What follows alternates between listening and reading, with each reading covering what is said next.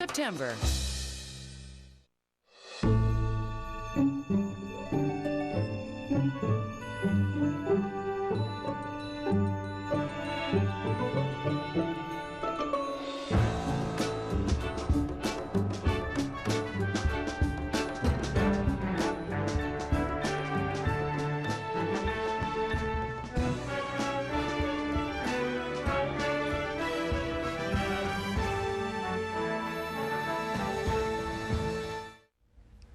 Hi, I'm Robert Osborne.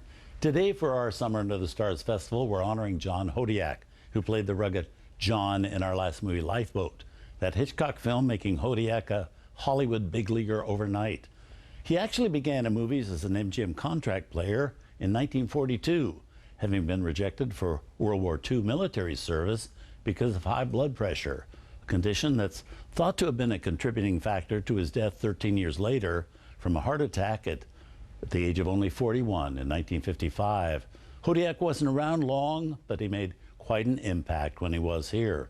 So much so that he was simultaneously under contract to two studios, MGM, who didn't always use him to top effect, and 20th Century Fox, which always used him extremely well, our next film being an example. It's a film we've never shown on TCM before, called A Bell for Adano, from 1945, and based on a Pulitzer Prize-winning novel by John Hersey, which had gone on to be turned into a very successful, very prestigious Broadway play, which had starred Frederick March. Well, just the fact that John Hodiak was given the lead in this equally prestigious movie version gives some indication as to how highly he was thought of at that time. In the movie, Hodiak plays an army major during the Allied invasion of Sicily. He's placed in charge of a small Italian village called Adano. And soon after, he begins to feel a very strong attraction to a beautiful local girl played by Gene Tierney.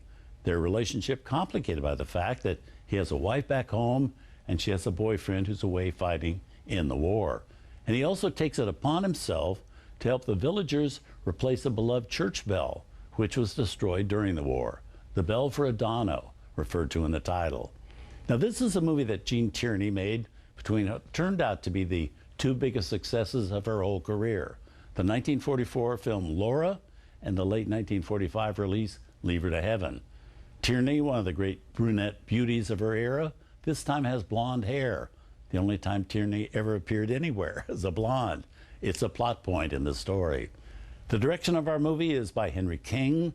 The cast also includes William Bendix, Richard Conte, and Harry Morgan.